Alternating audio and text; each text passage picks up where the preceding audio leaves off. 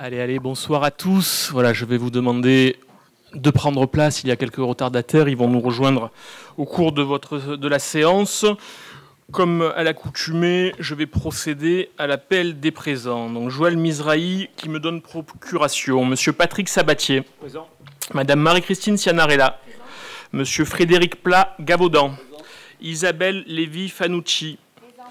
Patrick Minéo. Présent. Madame André Collin qui donne procuration à Jean Tomaselli. Monsieur Tomaselli. Présent. Martine Schex. Serge Bénica. Présent. Christian Lartaud. Présent. Marie-France Rosti. Présent. Henri Carvin. Présent. Lionel Decubert. Présent. Jacqueline Fabre. Présent. Bernard Croze qui a donné procuration à Monsieur Sabatier. Madame Alary qui a donné procuration à Stéphanie Gréco de Coningue. Maurice Athias. Présent. Christophe Moulin qui devrait arriver incessamment sous peu, Emmanuel Girard-Tivillier, Corinne de Ranieri, Sandrine Frère, Laurent Castillo qui a donné procuration à Emmanuel Girard-Tivillier, Stéphanie Gréco de Coningue, Émilie Partouche, Anthony Paget qui a donné procuration à Henri Carvin, Anaïs Abraman qui a donné procuration à Sandrine Frère, Loïc Rousseau, Jean Naya qui est absent, Madame Monique Robineau-Chélan, Monsieur Charles Dalmasso qui est absent, Madame Aurélie Trichot-Pirani, Madame Francine Larocca, et Madame Francine Larocca donc à la procuration de Monsieur José González qui n'est pas parmi nous ce soir.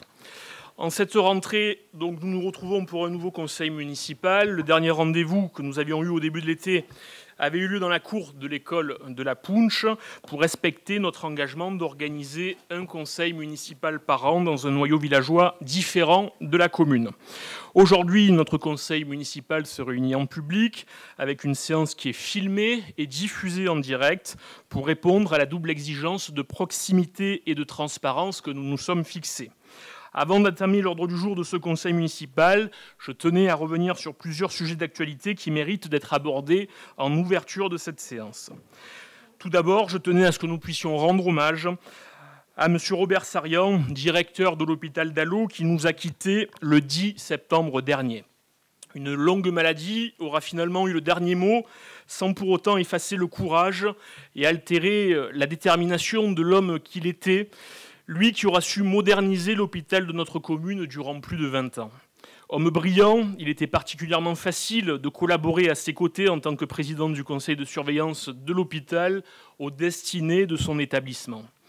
Homme de valeur, il avait placé les patients et résidents du centre hospitalier au cœur de ses missions qu'il résumait en une seule devise, à savoir l'hôpital hospitalier.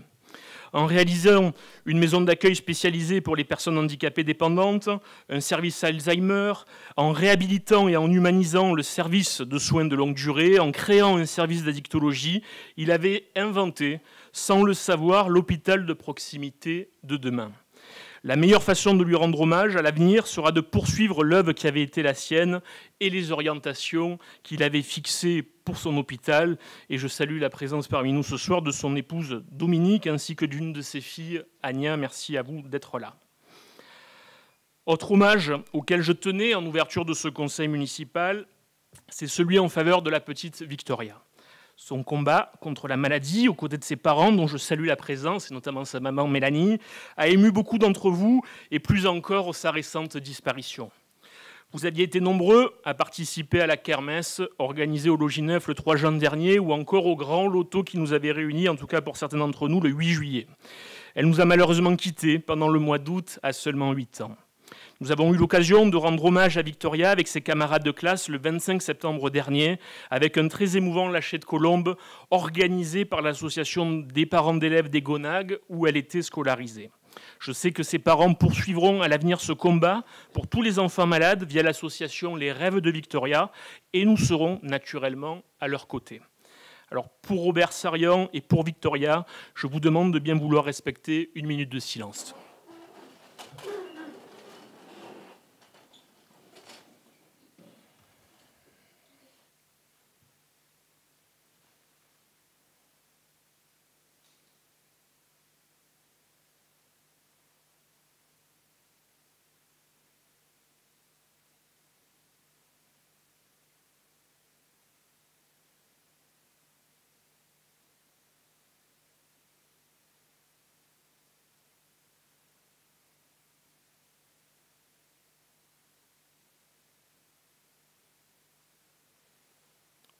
Je vous en remercie.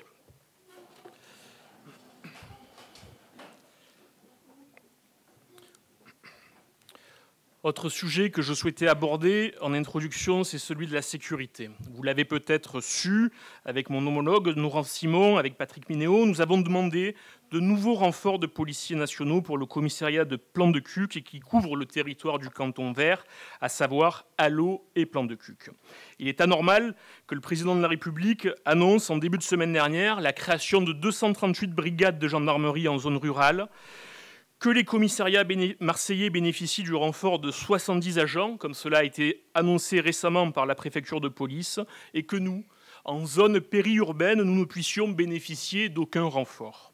À ce jour, seules nos polices municipales, que ce soit à Allauch ou à Plan-de-Cuques, occupent le terrain au quotidien, alors que, je le rappelle, la sécurité reste une prérogative de l'État, et donc nous poursuivrons ce combat aussi longtemps que c'est nécessaire.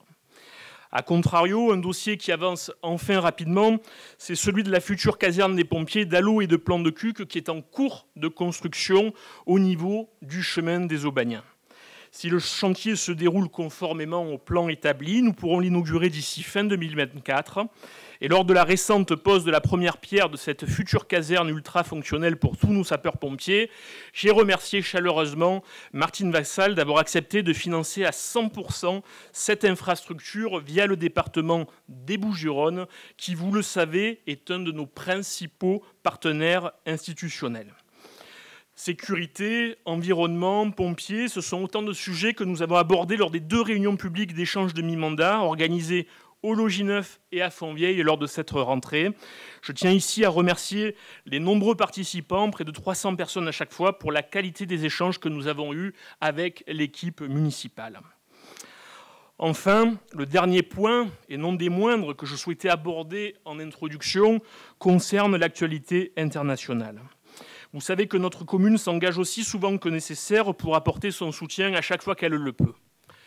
Nous l'avons fait pour l'Ukraine, avec un convoi qui était parti d'Allauch parmi les tout premiers en mars 2022. N'est-ce pas, cher Brice Lacrezette, qui est parmi nous ce soir? Nous l'avons fait aussi pour l'Arménie, à 2 reprises, et nous ne pouvons que regretter que ce sujet reste terriblement d'actualité avec les récentes manœuvres militaires de l'Azerbaïdjan au Haut-Karabakh. J'en profite pour saluer la présence de Madame Laurence Carvin, présidente de l'association Allauchienne Azad, avec nous ce soir. Et ce soir, nous allons le faire aussi pour les victimes du terrorisme en Israël, avec les attentats qui ont été perpétrés par le Hamas depuis samedi dernier. Ce soir, notre première adjointe, Joëlle Mizrahi, aurait dû être parmi nous pour ce conseil municipal. Malheureusement, les récents événements tragiques l'en ont empêché. Mais je tenais à ce qu'elle puisse témoigner depuis Kadima Soran, ville jumelle d'Allauch qui se trouve dans la banlieue de Tel Aviv, où elle est actuellement. Si les conditions techniques nous le permettent, nous l'entendrons dans quelques instants. Et en attendant, je vais demander à Martine Schex, notre adjointe chargée des jumelages, de lire la motion que nous vous soumettons ce soir. Merci, Monsieur le maire. Bonsoir à tous. Motion de soutien à l'État d'Israël et au peuple israélien. La ville d'Allauch et Israël sont liées depuis le 30 avril 2013 par une convention de jumelage avec la ville de Kadima Tsoran. Un lien indéfectible qui nous permet régulièrement de réaffirmer notre volonté de coopération dans le cadre des relations historiques et d'amitié de nos 2 pays. En avril 2023, le déplacement d'une délégation allauchienne à Kadima Tsoran, alors que le pays commémorait la mémoire des victimes de la Shoah et s'apprêtait à célébrer les 75 ans de sa création, avait permis à chacun de constater combien l'État d'Israël vivait au quotidien sous la menace de ses États voisins et plus particulièrement des terroristes du Hamas. Les attentats innommables perpétrés dans la journée du samedi 7 octobre à l'encontre de l'État d'Israël l'ont une nouvelle fois plongé dans l'horreur, le deuil et la guerre. 50 ans et 1 jour après la guerre du Kippour en 1973, l'histoire se répète et la situation atteint un niveau de gravité jamais atteint. Le peuple israélien devant faire face à l'escalade la plus meurtrière depuis des décennies, avec plus de 900 morts et 2300 blessés. Face au terrorisme et aux exactions des terroristes du Hamas, en violation totale du droit international, il n'y peut y avoir ni ambiguïté ni faiblesse, car rien ne saurait justifier une telle cruauté. La ville d'Allo, solidaire de l'État d'Israël, lui apporte son indéfectible soutien et condamne sans équivoque cette odieuse attaque terroriste. Elle réaffirme également avec force et détermination son amitié envers la communauté juive de France, l'une des plus importantes du monde, qui fait partie intégrante de notre société et de son histoire. La municipalité poursuivra également, aux côtés de la communauté d'Allo et du comité de jumelage Allo-Kadimat-Soran, le combat contre la haine et l'antisémitisme, qui constitue la négation même des valeurs de la République française et de tout ce qu'elle incarne. Le 17 mars 2022, le conseil municipal d'Allo a porté officiellement son soutien à l'Ukraine et condamné fermement l'invasion russe à son encontre. Les 12 novembre 2020 et 16 décembre 2022, c'est une nouvelle fois à l'unanimité que l'ensemble des élus de la commune votaient en faveur d'une résolution de soutien au processus de paix en Arménie, agressé par l'Azerbaïdjan, en payant le tribut terrible de centaines de victimes, dont de nombreux civils dans la région du Haut-Karabakh. À l'image de ces soutiens apportés au peuple ukrainien et arménien, le Conseil s'associera à toutes les actions qui, dans le respect du droit international et au titre de l'amitié et de la solidarité entre les peuples, participeront à garantir la paix. Il est donc proposé que notre conseil municipal d'Allo soutienne l'État d'Israël et le peuple israélien face aux attaques terroristes du Hamas subies ce samedi 7 octobre 2023. Telles sont les raisons qui nous incitent à proposer au conseil municipal le projet de délibération suivant. Considérant que la ville d'Allo et Israël sont liées depuis le 30 avril 2013 par une convention de jumelage avec la ville de Kadimat-Soran, considérant les attentats perpétrés dans la journée du samedi 7 octobre à l'encontre de l'État d'Israël, considérant la volonté communale de rapporter son attachement aux valeurs démocratiques et à la notion de paix, oui, le présent rapport, et après avoir débattu, vote à main levée, délibère. L'article unique adopte la motion de soutien à l'État d'Israël et au peuple israélien. Merci pour cette présentation, cher Martin Schex.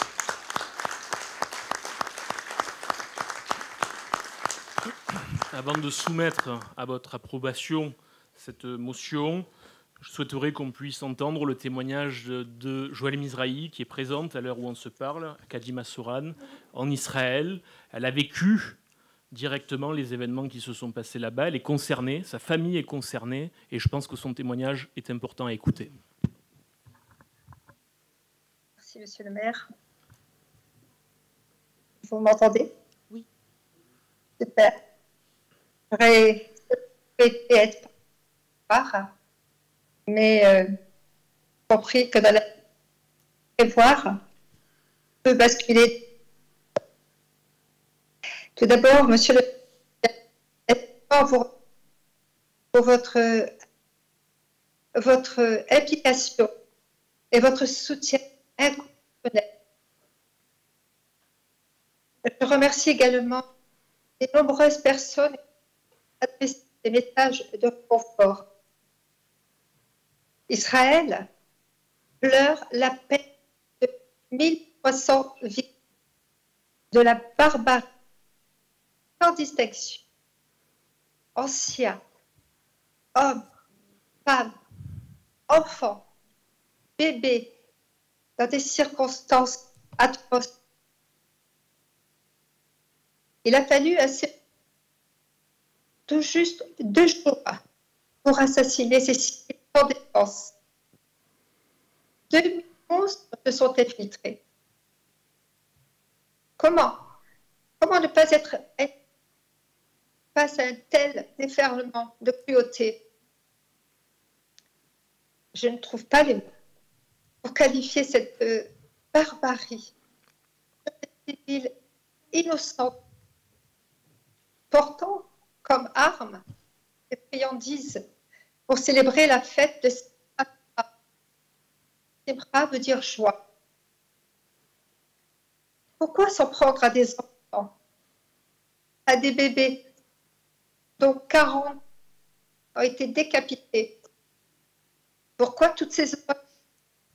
Au nom de quelle folie humaine? Nous avons mal, très mal. Quel sera le sort réservé aux personnes capturées, et parmi eux, les jeunes enfants et les blessés de 3000 dans certaines années? Que sera le devenir, leur devenir mentalement, physiquement, traumatisé à vie? Et combien de roquettes, combien de missiles tirés chaque jour dans notre pays? La communauté internationale se mobilise. Malheureusement, c'est un grand mal. Combien de grands mal pour le peuple? Oui, mais pour un bien. Un bien pour l'humanité. Un bien pour un éveil. Un bien pour stopper cette terreur. Stop à l'obscurantisme.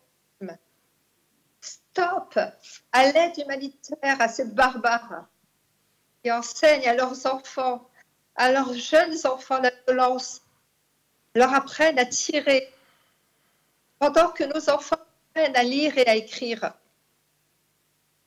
Que le monde ouvre les yeux et qu'il comprenne contre qui Israël se bat depuis des années.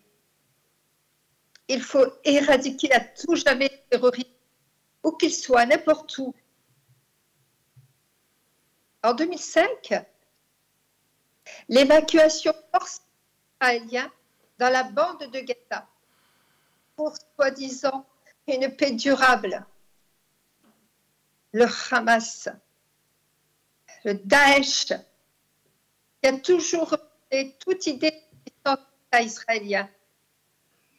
Les islamistes du Hamas sont des monstres, mais pas des combattants pour la liberté. Gaza est devenu le terrorisme. Israël est cerclé par le Hamas au sud, par le Hezbollah au nord. Aidé par qui? Aidé par l'Iran. Leur objectif, faire couler du sang. Le peuple juif a été 5784 ans d'existence. À ce jour, il ne représente que 4 millions d'âmes. On a essayé partout de le détruire, d'élaguer toutes les branches de l'arbre, mais la racine se ramifie et Israël vaincra. Je vous remercie pour votre écoute.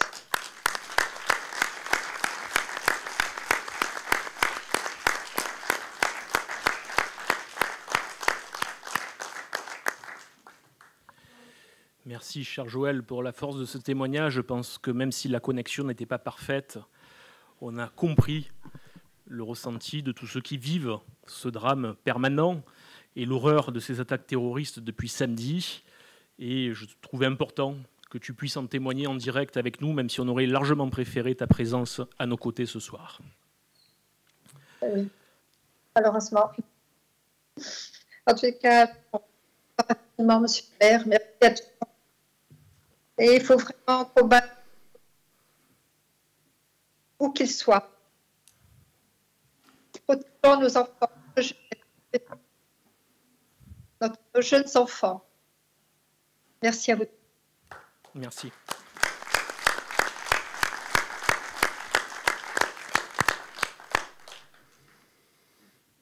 Donc, sauf à ce qu'il y ait des demandes de prise de parole. Oui, Madame Robineau.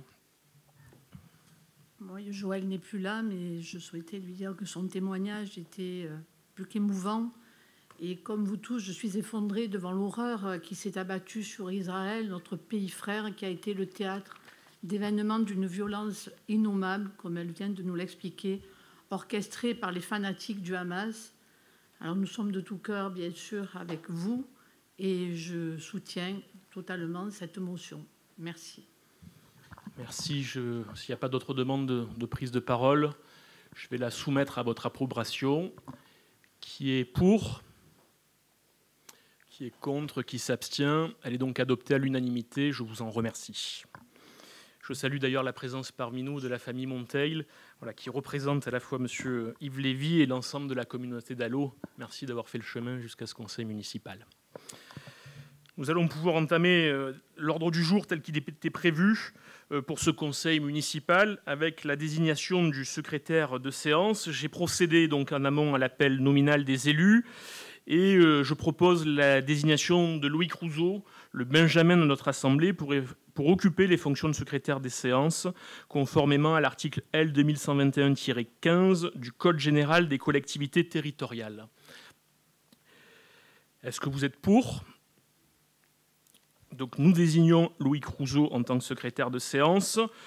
Le premier point à l'ordre du jour, comme vous en avez l'habitude, concerne l'approbation du procès-verbal de la séance du conseil municipal de 8 juillet 2023. Il est donc soumis pour avis à l'Assemblée. Est-ce qu'il y a des demandes de prise de parole sur le sujet? Madame Robineau. Monsieur le maire, mes chers collègues, vous mentionnez que mes propos sont inaudibles. Mais si mes propos sont inaudibles, c'est dû au fait que vous me coupez le micro. Vous avez pour principe de nier l'opposition. Vous n'organisez pas le débat politique, vous l'attribuez. Donc je vote contre le PV qui ne mentionne pas l'intégralité de mes propos. Merci. C'est noté. Je rappelle les raisons qui m'ont poussé à organiser ainsi la séance le 8 juillet dernier. Vous avez eu l'occasion de vous exprimer longuement. Vous avez présenté vos arguments. Absolument. Comme une partie des éléments que vous présentiez étaient à la fois mensongers et diffamatoire. On aura l'occasion d'en reparler au cours de cette séance. Voilà, je suis le garant de la bonne organisation des travaux de cette Assemblée. Je prends la responsabilité, aussi souvent que je le juge nécessaire, d'organiser le bon déroulement de cette séance. C'est la raison pour laquelle vous aviez eu l'occasion de vous exprimer. Il était hors de question de se laisser emporter dans un débat sans fin autour de propos qui n'avaient aucun sens. Et donc, j'ai cadré les débats conformément à la règle qu'on s'est fixée collectivement. Je passe la parole de manière permanente aux élus d'opposition, à condition qu'ils soient responsables. Preuve en est, je vous ai laissé la parole dès le début de ce conseil municipal. Il en sera de même tout au long de cette séance. Je vous rappelle que vous n'avez pas de groupe et donc votre droit de parole pourrait être très réduit. Je pourrais quasiment réduire votre temps de parole. Je ne le fais pas. J'estime que tout le monde est libre de s'exprimer dans cette assemblée. On vous a entendu, vous me laissez parler. Vous allez commencer ce conseil municipal sur de bonnes bases. Je vous le demande au nom de l'ensemble des Allodiens qui sont là et par rapport à la tenue d'une séance qui, vu les sujets qu'on a eu à aborder en introduction, mérite un peu de solennité. Donc merci de la respecter. On ne va pas être plus long sur ce sujet, donc je soumets le procès-verbal à votre approbation, qui est pour. Voilà. Merci à tous, on a bien compris qui c'est qui ne l'avait pas voté. Nous allons passer au premier volet de ce conseil municipal, avec le volet donc éducation, petite enfance, handicap, avec la délibération qui concerne l'approbation du projet éducatif de territoire et du plan mercredi de la commune pour les enfants d'Allot. Et je laisse la parole immédiatement à Stéphanie Gréco de Coninck, notre élue à l'éducation.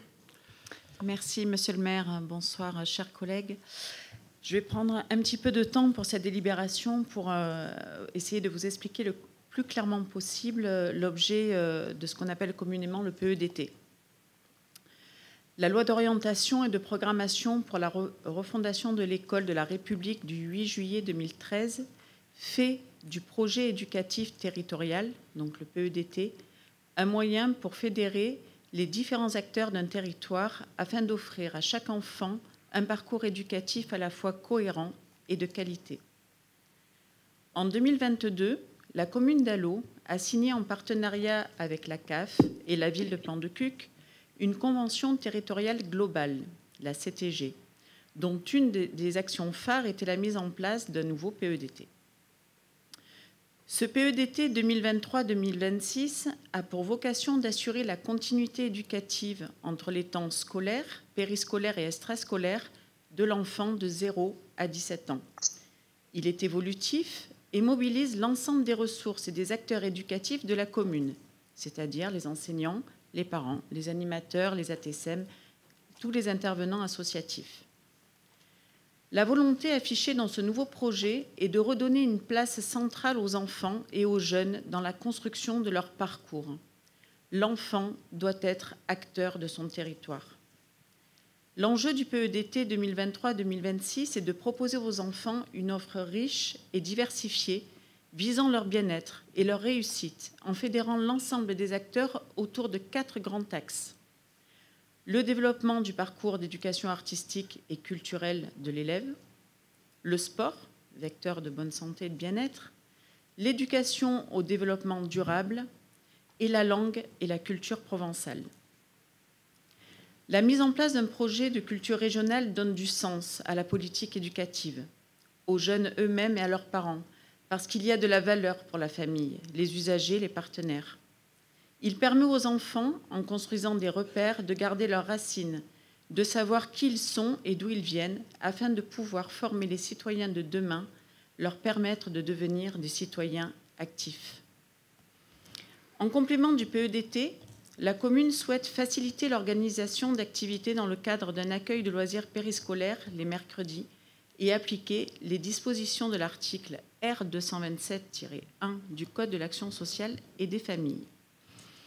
Par cette délibération, il vous est donc proposé ce soir d'approuver la convention relative à la mise en place d'un projet éducatif territorial et d'un plan mercredi, ainsi qu'une convention relative à la charte qualité plan mercredi. Merci, Monsieur le maire. Merci pour tous ces éléments de présentation. Donc c'est un programme qui vient cadrer effectivement une partie du travail qui est mené dans nos écoles, sur le temps périscolaire notamment. Et donc il était important de le préciser, voilà, les enjeux de ce projet éducatif et de ce plan mercredi. Est-ce qu'il y a des demandes de prise de parole sur le sujet? Si ce n'est pas le cas, je soumets cette délibération à vos votes. Qui est pour? Qui est contre? Qui s'abstient? Il est adopté à l'unanimité. Je vous en remercie. Nous passons à la délibération suivante qui concerne, dans le cadre de la convention que nous avons conclue avec la CAF et la ville de Plan-de-Cuques, la création d'un relais petite enfance pour nos Boutchous de 0 à 3 ans, avec une demande de subvention que nous formulons auprès de la Caisse d'allocation familiale des Bouches-du-Rhône. Et c'est là aussi Stéphanie Gréco-de-Conin qui nous présente ce rapport, en lieu et place de Marie-Claude Allary, qui n'a pas pu être parmi nous ce soir. Oui, tout à fait, merci. Donc la municipalité a la volonté de soutenir et de dynamiser l'accueil du jeune enfant, donc 0 à 3 ans, comme vous l'avez indiqué. La création d'un relais petite enfance est apparue comme une évidence, intégrée comme une action phare du contrat territorial global unissant les communes d'Allaux et de Plan-de-Cuques avec la caisse d'allocation familiale. Celui-ci va nous permettre de proposer un choix aux familles concernant les différents modes de garde, mais aussi de répondre à des professionnels de la petite enfance en demande d'accompagnement et de soutien. Plusieurs objectifs sont visés. Permettre l'accessibilité à la formation des assistants maternels du territoire, les sortir de leur isolement et être un lieu de ressources, ce qui va contribuer à valoriser ce métier et ce mode d'accueil, et accompagner les parents dans le rôle d'employeur, notamment par rapport aux droits et obligations contractuelles. Le relais petite enfance serait situé au logis 9, au sein des locaux du guichet famille, et verrait le jour en janvier 2024. C'est dans ce cadre que la commune devra réaliser un certain nombre d'investissements et notamment des travaux d'aménagement, des locaux existants, l'achat de matériel informatique et un logiciel dédié à la gestion du relais. Le budget communal alloué à cette opération s'élèverait à 55 077,50 centimes, soit 66 093 € TTC. Il vous est donc proposé de solliciter l'aide financière de la CAF au titre de la création d'un relais petite enfance à hauteur de 80% du coût total hors taxe. Cela équivaut à une subvention globale de 44 062 €. Voilà. Merci pour cette présentation. Donc ça veut dire que voilà, dès janvier 2024, nous aurons un relais petite enfance au niveau du guichet famille au logis 9. Voilà, pour accueillir les assistantes maternelles, pour accompagner les enfants, pour créer du lien, faire du réseau entre les professionnels de la petite enfance, et tout ça financé, subventionné. Donc ça nous coûtera. Voilà, ça sera subventionné à 80% par la CAF. Donc l'investissement pour la commune est minime et le gain est maximisé. Est-ce qu'il y a des demandes de prise de parole sur le sujet? Si ce n'est pas le cas, je soumets cette délibération à vos votes. Qui est pour? Qui est contre? Qui s'abstient? Il est adopté à l'unanimité. Je vous en remercie.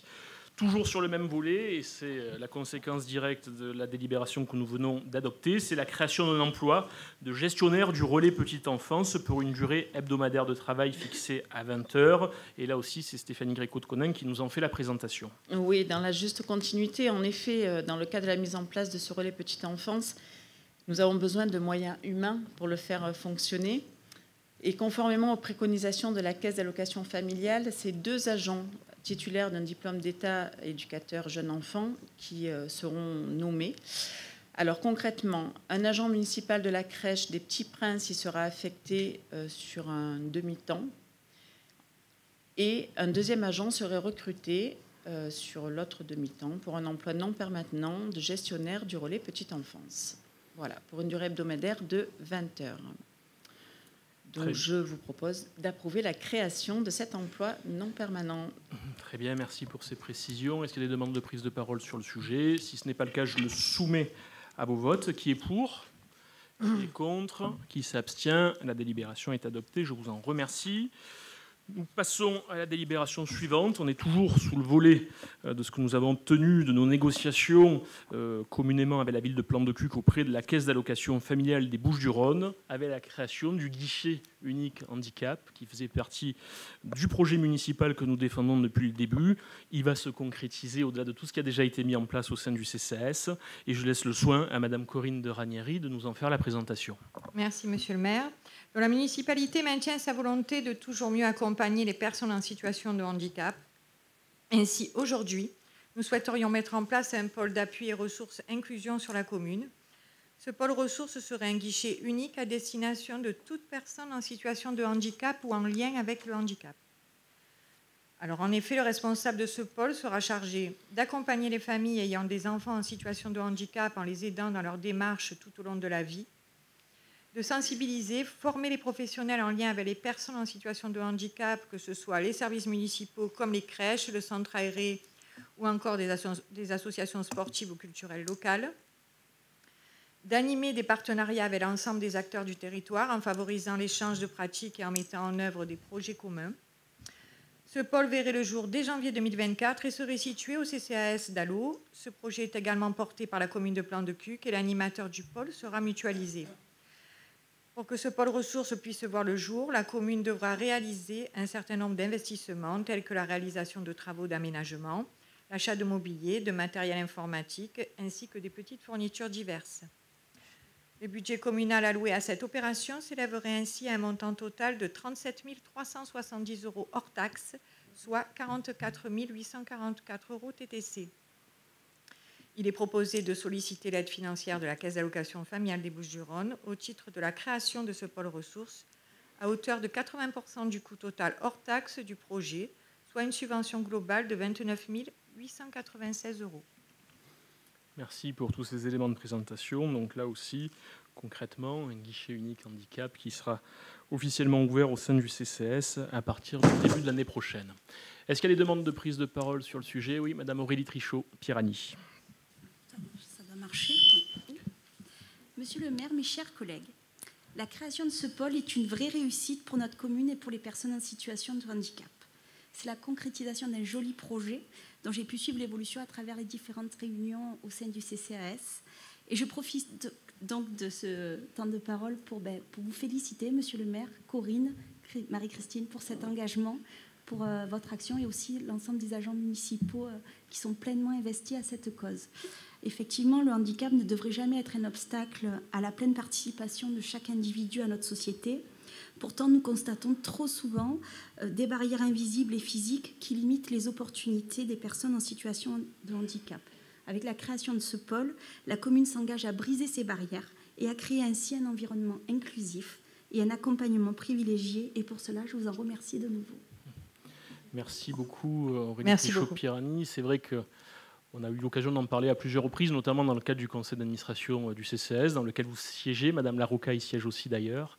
Et donc, vous avez apporté aussi votre pierre à l'édifice et on aura organisé ensemble les choses pour que ce nouveau pôle soit le plus efficace possible au bénéfice de toutes les personnes en situation de handicap, quelle que soit la nature du handicap, quels que soient les âges, qu'on soit aidant, qu'on soit soi-même concerné. Et donc, on fera en sorte de donner toute l'ampleur de cette mesure dès le début d'année prochaine. Et aussi, si je peux me permettre, monsieur le maire, de sensibiliser la population au handicap. Voilà. Parce qu'au-delà du handicap, il y a aussi des fois le civisme derrière qui doit aussi être modifié ou revu. Donc voilà, moi j'espère, j'ai un vœu pieux, c'est que voilà, vraiment tout le monde soit sensibilisé au handicap parce que ça peut arriver à tout le monde. Bien sûr. Merci. Merci beaucoup. S'il n'y a pas d'autres demandes de prise de parole sur le sujet, je soumets cette délibération à vos votes. Qui est pour ?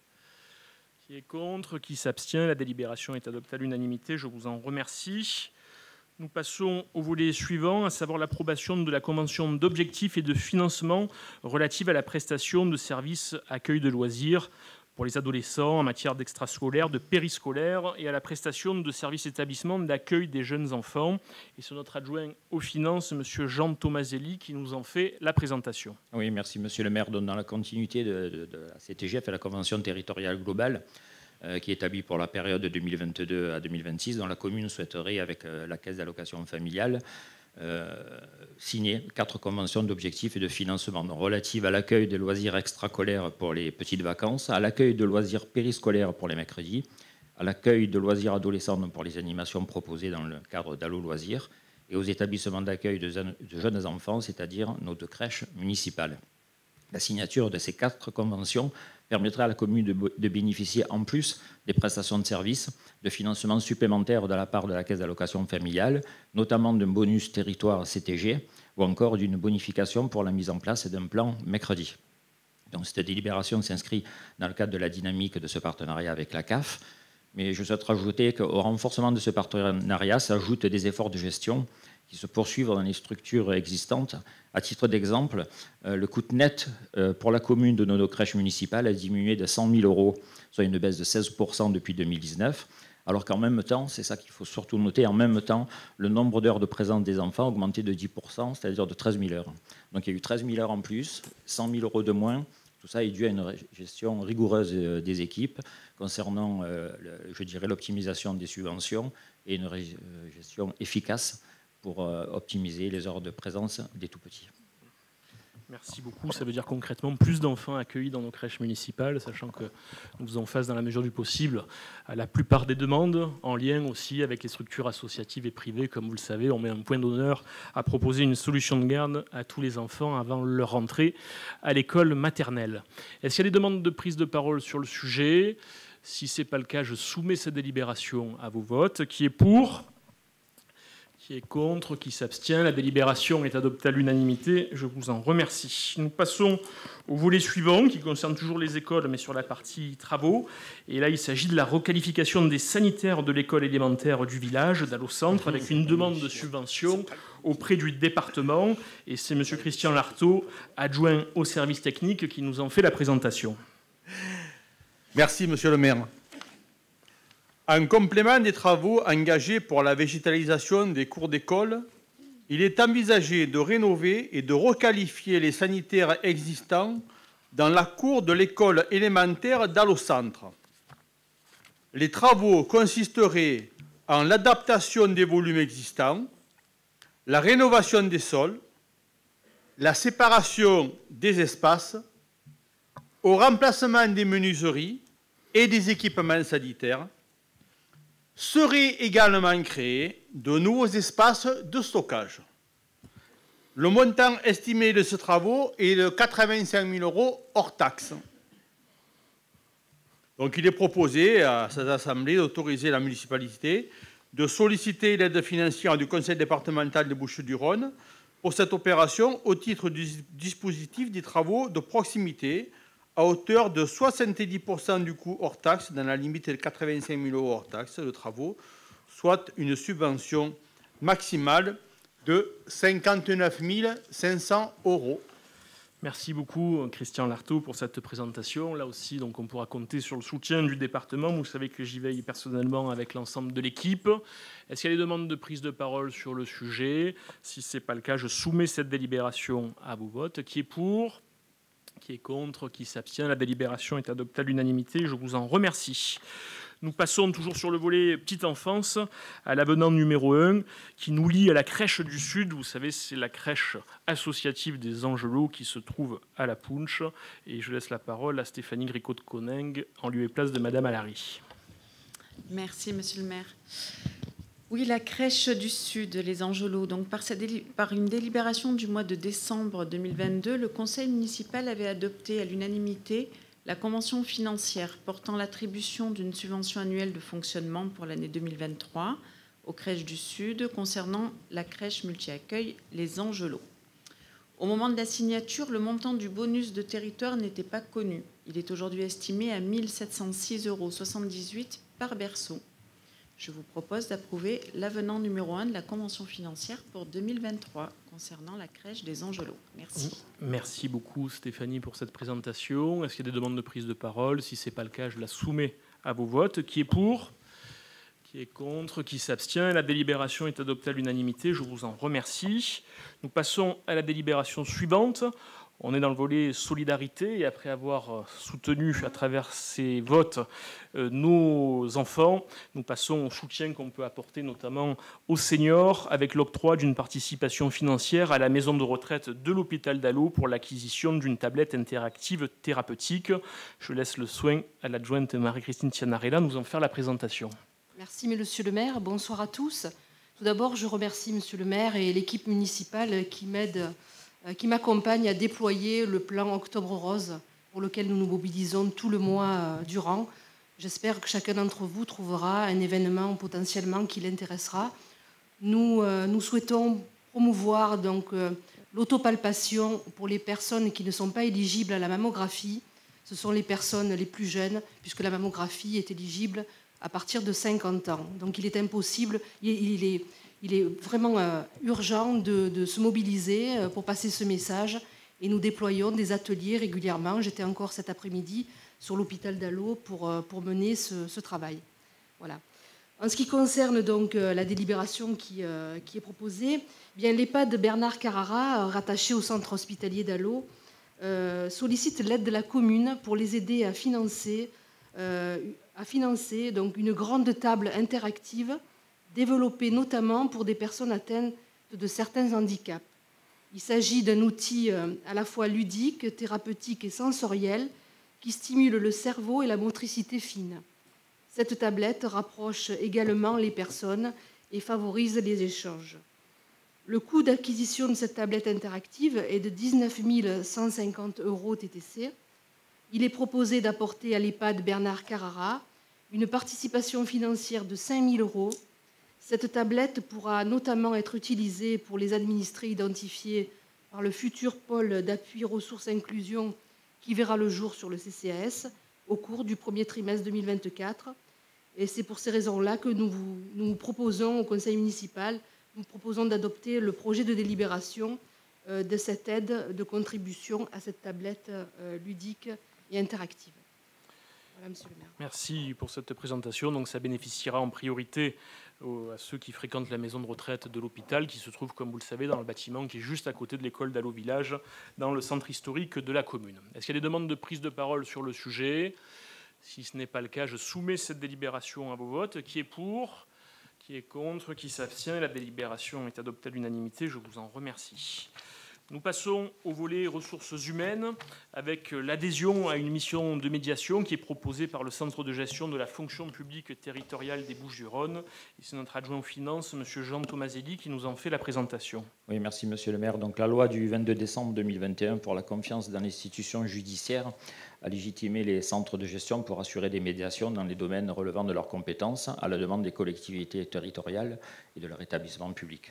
Donc elle permet également au centre de gestion d'assurer une mission de médiation à l'initiative du juge ou des parties. Donc en adhérant à cette mission, la collectivité prend acte que les recours formés contre des décisions individuelles dont la liste est déterminée par décret et qui concernent la situation de ces agents sont à peine d'irrecevabilité précédés d'une tentative de médiation, dont la médiation est un dispositif novateur qui a pour vocation de désengorger les juridictions administratives. Elle vise également à rapprocher les parties dans le cadre d'une procédure amiable, plus rapide et moins coûteuse qu'un contentieux engagé devant le juge administratif. Ainsi, je vous propose d'approuver la convention d'adhésion à la mission de médiation proposée par le Centre de gestion de la fonction publique territoriale des Bouches-du-Rhône. Merci beaucoup pour cette présentation. Est-ce qu'il y a des demandes de prise de parole? Madame Robineau. Monsieur le maire, mes chers collègues, il va de soi que je souscris entièrement à cette proposition qui pourrait être un frein au gaspillage. Je prends comme exemple le coût pour la commune d'un cadre A dont vous avez supprimé le poste qui, de ce fait, se retrouve mis à disposition du centre de gestion. Total de ce que cela a déjà coûté à la commune du 1er mars 2022 à ce jour, 127 000 €. Puis, du 1er novembre 2023 au 28 février 2025, 140 970 000 €. Coût total pour la commune, si cet agent reste en disponibilité au centre de gestion jusqu'à l'âge de la retraite, ça ferait un montant de 488 950 €. Je ne parlerai pas des actions en cours menées par d'autres agents qui vont s'avérer coûteuses pour les contribuables et qui sont le fruit de votre chasse aux sorcières. Alors, je dis oui, oui, 1000 fois oui pour l'adhésion à la mission de médiation. Merci pour votre écoute. Merci à vous. Bon, vous faites référence à un cas très précis qui n'a pas de lien direct avec l'adhésion à cette mission de médiation qui est proposée et qui vous est soumise à vos votes. Sur le cas particulier que vous évoquez, là aussi, vous méconnaissez malheureusement la réglementation et la législation parce que cette mise à disposition du CDG, elle est temporaire. Elle dure maximum 3 ans. Donc il est hors de question qu'on ait à assumer ce coût ad vitam aeternam jusqu'à la retraite de l'agent. Donc il faudra qu'on vous fasse passer un certain nombre de fiches avec M. Tomaselli pour que vous puissiez mettre à jour les tablettes plutôt que de proférer, comme vous l'avez fait encore ce soir, des choses qui ne sont pas exactes, voire qui sont mensongères, voire qui sont de l'information que vous voulez manipuler à votre guise pour laisser à supposer qu'il y a des choses qui pourraient ne pas être claires, qui soient organisées dans la municipalité, ce à quoi je me refuserai toujours. Donc, s'il n'y a pas d'autres demandes d'intervention, je soumets cette délibération à vos votes. Qui est pour ? Qui est contre ? Qui s'abstient ? Elle est adoptée à l'unanimité. Je vous en remercie. La délibération suivante, à savoir la 150, concerne la modification du tableau des effectifs de la commune au 1er novembre 2023. C'est M. Tomaselli qui nous en présente le rapport. Oui, merci Monsieur le maire. Il est rappelé à l'Assemblée que dès sa prise de fonction, Monsieur le maire a souhaité que soit engagé et mis en œuvre un plan de résorption des emplois municipaux les plus précaires, et ce, dans le respect des règles issues du statut de la fonction publique territoriale. Cette volonté s'est traduite depuis 2020 par les nominations de stagiaires de 74 agents contractuels, et dans la continuité de la mise en application de cette volonté, il est envisagé les nominations stagiaires de 19 agents contractuels particulièrement méritants. Pour ce faire, il convient de créer les emplois correspondant au tableau des effectifs de la commune à effet au 1er novembre 2023. Là, loin de toute polémique, c'est du concret. On sécurise le parcours professionnel des agents, 74 agents contractuels qui sont stagiairisés, 19 depuis 2020, 19 de plus cette année. Et donc, il est important de remettre à jour le tableau des effectifs pour accompagner ce parcours, leur permettre d'évoluer, de se former et de monter en catégorie en espérant qu'ils occupent tous à terme, en tout cas pour ceux qui le souhaitent, des postes à responsabilité au sein de notre municipalité où il est bon travailler. S'il n'y a pas de demande de prise de parole sur le sujet, je soumets cette délibération à vos votes. Qui est pour ? Qui est contre ? Je n'ai pas bien compris. Attendez, on procède au vote, je vous relaisse la parole après. Voilà. Qui est contre ? Qui s'abstient ? Moi contre. Hein. D'accord, la délibération est adoptée. Merci beaucoup. Qu'est-ce que vous vouliez dire, M. Tomaselli ? Sur le tableau que vous nous avez soumis, vous avez créé des postes alors qu'il y a des postes vacants. Alors, je ne sais pas pourquoi cette anomalie... Vous avez posé exactement la même question l'année dernière, on vous l'a expliqué. Mais je vous pose la question oui, mais vous allez la poser chaque année. C'est pour des questions administratives, Madame Robineau. Je vais vous ressortir la réponse qu'on vous a fournie l'an dernier, si vous le souhaitez. Oui, on vous la fera passer. On ne va pas perdre un temps infini. J'en ai rien passé après. Oui, vous inquiétez pas, on vous fait passer tous les actes. Il n'y a aucune difficulté avec ça. Et donc, donnez-moi la réponse, c'est simple. Il y a des postes vacants. On vous a répondu exactement. Et je ne sais même pas si l'année précédente, vous n'aviez pas posé exactement la même question. C'est administrativement, il est normal que ça se déroule ainsi pour la bonne organisation des services et de la municipalité. Allez, donc la délibération a été adoptée. Nous passons à la délibération suivante qui concerne l'instauration de l'indemnité forfaitaire pouvant être allouée en cas de fonction essentiellement itinérante pour les agents de la collectivité. C'est la délibération 151. Je laisse le soin à Martine Schex de nous présenter le rapport. Oui, merci Monsieur le maire. Certains agents sont amenés à se déplacer fréquemment pour les besoins du service et dans le cadre de l'exercice de leurs fonctions à l'intérieur de la commune. Les fonctions essentiellement itinérantes à l'intérieur d'une commune dotée ou non d'un réseau de transport en commun régulier, au titre desquelles peut être allouée une indemnité forfaitaire dont le montant maximum est fixé par un arrêté conjoint du ministre chargé des collectivités territoriales et du ministre chargé du budget, sont déterminées par l'organe délibérant de la collectivité ou de l'établissement. Aussi, compte tenu de l'estimation des frais organisés par les déplacements des agents municipaux concernés, il est proposé à l'Assemblée de fixer le montant annuel de l'indemnité forfaitaire à 300 €. Les fonctions itinérantes justifiant de l'octroi de l'indemnité sont les suivantes: le responsable du service guichet famille et les agents de propreté des bâtiments communaux travaillant en multisite. Merci, là aussi c'est du concret pour leur indemniser effectivement les déplacements qu'ils ont réalisés entre différents sites municipaux.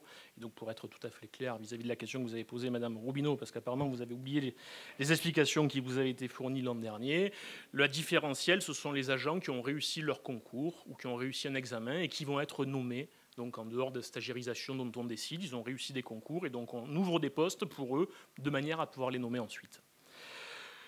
Je soumets donc cette délibération à vos votes. Qui est pour ? Qui est contre? Qui s'abstient? La délibération est adoptée. Je vous en remercie. Délibération suivante, la 152, qui concerne l'attribution de bons d'achat et de jouets pour le Noël des enfants du personnel municipal au titre de l'année 2023. Je laisse le soin à Jean Tomaselli, notre adjoint aux finances, de nous en faire la présentation. Oui, donc l'attribution de bons d'achat et de jouets pour le Noël des enfants. Donc, chaque année, à l'occasion des fêtes de Noël, la municipalité offre à chaque enfant du personnel municipal âgé de 0 à 14 ans un jouet d'une valeur maximale de 46 €. Toutefois, les enfants âgés de 12 à 14 ans ont la possibilité de se voir offrir des cartes cadeaux d'une valeur totale de 46 € également. Merci pour ces précisions. Est-ce qu'il y a des demandes d'intervention sur le sujet? Si ce n'est pas le cas, je soumets cette délibération à vos votes. Qui est pour? Qui est contre? Qui s'abstient? Elle est adoptée à l'unanimité. Je vous en remercie. Nous passons au volet promotion économique avec l'organisation dans la perspective des fêtes de Noël d'un concours qui va nous être présenté par Sandrine Frère, l'élu chargée notamment de l'artisanat. Merci Monsieur le maire. Bonsoir à tous. À l'occasion des festivités de Noël, la municipalité souhaite remettre en place un calendrier de l'Avent sur la page officielle de la ville d'Allot du 1er au 24 décembre. Les participants pourront tenter de remporter chaque jour un cadeau d'une valeur maximale de 100 €. Les lots mis en jeu proviennent d'artisans détenteurs du label Fabriqué à Allot ou d'un ensemble de produits de différents artisans détenteurs du label. Je vous propose donc d'approuver le règlement du concours du calendrier de l'Avent. Merci beaucoup. Donc un beau concours pour valoriser notamment nos artisans et faire gagner quelques lots à tous ceux qui y participeraient. Des lots fabriqués à Allot selon le label qui est un gage de qualité, comme vous le savez, et de reconnaissance pour nos artisans locaux. Est-ce qu'il y a des demandes de prise de parole sur le sujet? Si ce n'est pas le cas, je soumets cette délibération à vos votes. Qui est pour? Qui est contre? Qui s'abstient? La délibération est adoptée à l'unanimité. Je vous en remercie. Nous passons à la dernière délibération du volet promotion économique avec la délibération 154 qui concerne les sapins que nous mettons à disposition des commerçants de la commune pour égayer la période de fête de Noël dans l'ensemble des noyaux villageois. Et je laisse le soin à Serge Bénica, adjoint à l'économie locale, de nous en faire la présentation. Merci Monsieur le maire. Afin d'associer les commerçants aux festivités de Noël, la municipalité souhaite offrir aux commerçants qui le souhaitent un sapin de Noël au commerce de la commune. En contrepartie, ces derniers devront les décorer et danser la danse de la chicken dance, une danse de joie. Il est proposé d'approuver la convention de la fourniture des sapins de Noël et au commerce de la commune de l'année 2023. Donc des sapins qui seront fournis aux commerçants de la commune à condition qu'ils en aient fait la demande. Donc si jamais des commerçants nous regardent et ne l'ont pas encore fait, dépêchez-vous de le faire. Et donc ils leur seront livrés dans le courant du mois de novembre pour égayer les fêtes de fin d'année. Est-ce qu'il y a des demandes d'intervention sur le sujet? Si ce n'est pas le cas, je soumets cette délibération à vos votes. Qui est pour? Qui est contre? Qui s'abstient? La délibération est adoptée à l'unanimité. Je vous en remercie. Nous passons au volet suivant qui concerne, et c'est un sujet qui a fait un peu l'actualité ces dernières heures, c'est pas Jacqueline Fabre, notre élue à la culture, qui nous dira le contraire, avec la signature d'une convention de mise à disposition de locaux municipaux et du domaine public en vue de réaliser le tournage de la série télévisée Plus belle la vie. Vous en avez vu l'annonce hier, TF1 reprend la série à partir de l'année prochaine et Allo servira de décor naturel pour la reprise de ces tournages. Je laisse Jacqueline Fabre nous en faire la présentation. Merci, monsieur le maire. Bien évidemment, je suis tout à fait ravie de présenter cette délibération. Alors, la série télévisée Plus belle la vie reprend sa production pour une diffusion sur la chaîne TF1 en début d'année 2024, 13 mois après l'arrêt de cette série.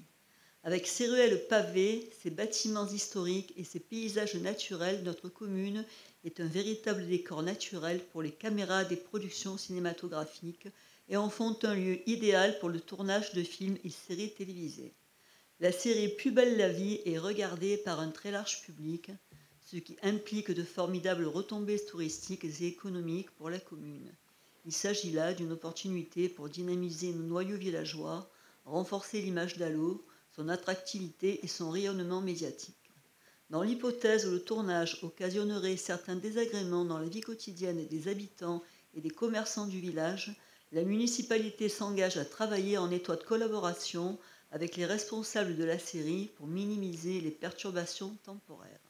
Afin d'encadrer les différentes mises à disposition de domaine public, il est proposé de signer une convention avec la société de production et de créer un tarif spécifique unique pour une journée de tournage. Ainsi, je vous propose d'approuver les termes de la convention de mise à disposition. Merci beaucoup pour ces précisions. Vous avez certainement remarqué que le bar de l'Hostellerie sur la place de l'Hôtel de Ville était d'ores et déjà devenu le bar du Mistral. Voilà, donc les choses se préparent concrètement pour les semaines et les mois à venir. Est-ce qu'il y a des demandes de prise de parole sur le sujet ? Voilà, vous avez peut-être à l'écran quelques images. Donc, tous les scènes en extérieur se tourneront à Allo et les studios sont à la Belle de Mai, comme c'était déjà le cas précédemment. Et vous avez aperçu une ou deux images là, des studios qui ont été recréés en intérieur pour la relance de la série qui trouvera sa place dans les programmes de TF1 à partir de début 2024. Et donc, on espère des retombées directes, indirectes dans cette convention. On demande à la production de travailler prioritairement avec les restaurateurs, les hôteliers, les commerçants, les artisans de la commune. Et en plus, on espère du coup des visiteurs, une plus grande attractivité touristique. Nous y pensons notamment avec Laurent Castillo, de manière à valoriser cette belle collaboration pour le bien de la commune et la revitalisation du village en attendant l'ouverture du pôle culturel de l'usine électrique et son futur musée Marcel Pagnol. Est-ce qu'il y a des demandes de prise de parole sur le sujet? Si ce n'est pas le cas, je soumets cette délibération à vos votes. Qui est pour? Qui est contre? Qui s'abstient? Elle est adoptée à l'unanimité. Je vous en remercie. Et donc, nous avons visité avec la ministre de la Culture hier ces nouveaux studios. C'est absolument formidable et on a hâte de voir les équipes de tournage dans le village, notamment auprès d'établissements de la famille Perronne. Sur le volet environnement, nous passons, je donne la parole à Frédéric Plat-Gavaudan pour le projet en lien avec l'agriculture et l'alimentation en circuit court. Oui, merci Monsieur le maire, bonsoir à tous. Et pour nourrir correctement cette jolie équipe de tournage qui va venir dans nos rues de village, nous allons signer une charte qui s'appelle une charte PAT, Projet Alimentaire Territorial, qui répond plus ou moins directement et indirectement au projet éducatif territorial qu'a présenté tout à l'heure Stéphanie, en tout cas d'une manière très directe à terme. Un PAT, alors je vais vous le faire très rapidement, je ne vais pas vous encombrer avec des explications très longues. Un PAT, c'est quoi? Un PAT, ça va nous permettre, ça permet aux producteurs de mieux vivre de leur quotidien, de leur travail, de développer des débouchés économiques, de permettre aux communes qui signent cette charte de réserver des zones foncières pour y installer justement des agriculteurs, de développer bien sûr les circuits courts et bien sûr accompagner la transition dans nos territoires qui en ont bien besoin. Il faut savoir que le PAT que nous allons rejoindre est le plus grand de France, parce que notre région, c'est environ 121 communes, c'est 5 000 exploitations agricoles et 145 000 hectares de terres cultivées. Et nous allons rejoindre toutes ces communes, pas toutes bien sûr, ont d'ores et déjà signé, mais il y en a énormément. Nous allons rejoindre ce réseau et nous allons bénéficier de leur expérience sur tous ces sujets.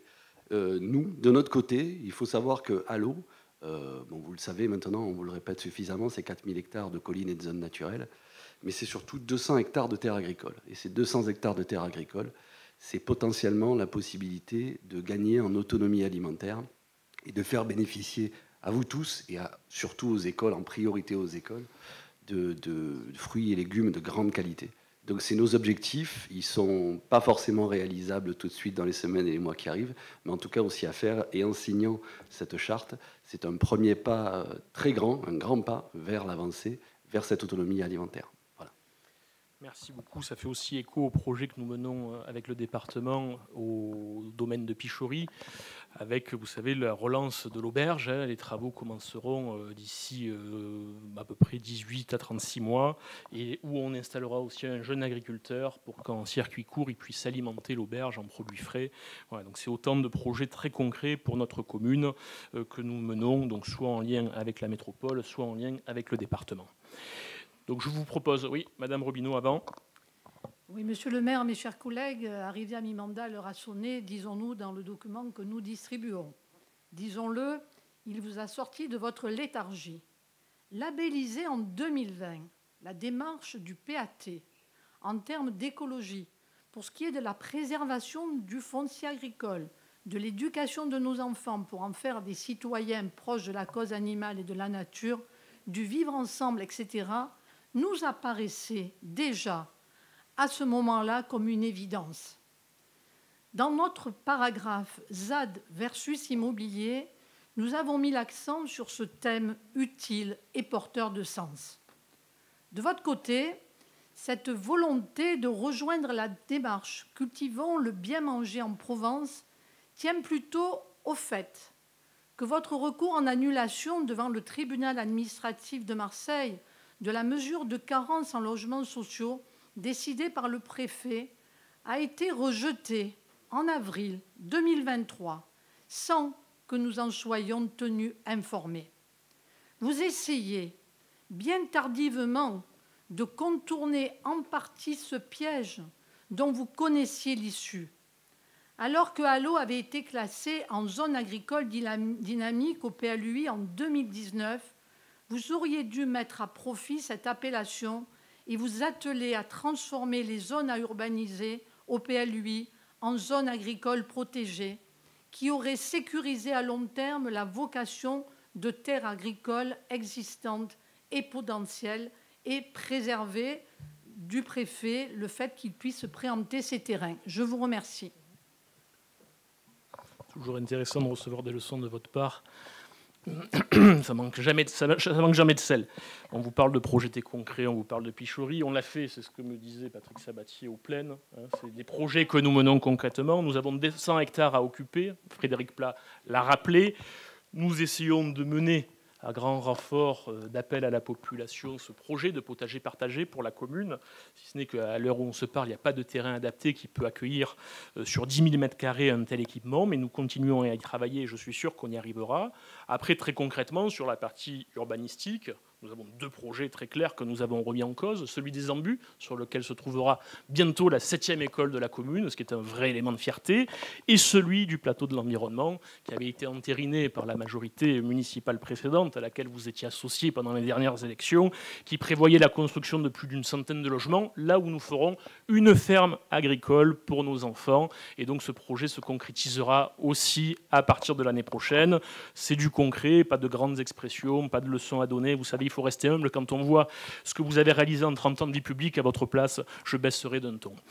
Je propose, donc dans le cadre de cette délibération, de bien vouloir charger comme élu référent sur ce dossier M. Frédéric Plat auprès de la métropole et d'y mettre en tant que référent technique le directeur de l'environnement de la commune, à savoir M.